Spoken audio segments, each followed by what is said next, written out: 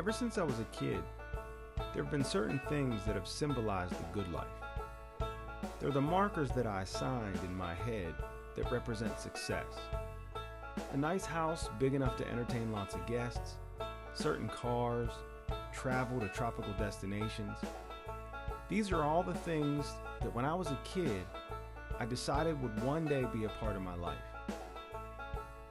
They would signify that I had succeeded in creating the life that I used to think was out of reach for me.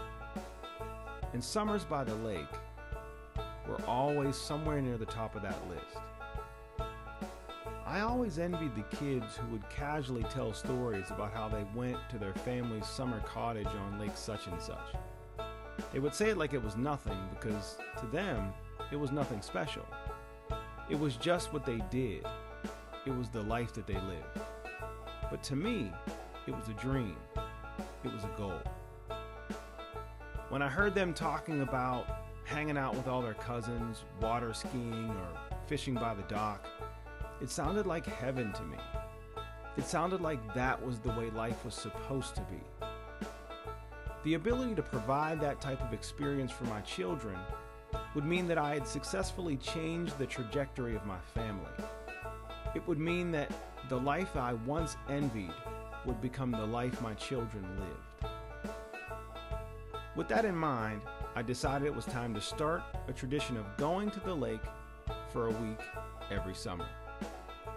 After a trial run of a weekend trip to Deep Creek last summer, I pulled the trigger and got us a place right along the water, so that baby Ella would be able to say that for as long as she could remember, every summer has included a trip to her lake house.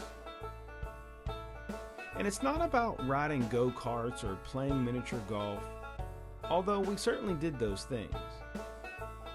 This one is important to me for the traditions it will create. The plan is that we will take the whole family to the lake every year and just be together, eating meals, playing cards and board games, racking up years and years of memories of simple family fun. That's what I wanted, and it appears as though that's exactly what I'll get. For a week, I watched my children laugh and play. Baby Ella liked water so much that I thought she might swim off to sea. We stayed up late and played cards. I even got my teenage son to spend considerable amounts of time outside, which is a miracle in and of itself. There are lots of things that are better in the dream than in reality. Some stuff just isn't as much fun in real life as it is in your head. But summers by the lake, so far, feel exactly like I thought they would. It feels like a dream come true.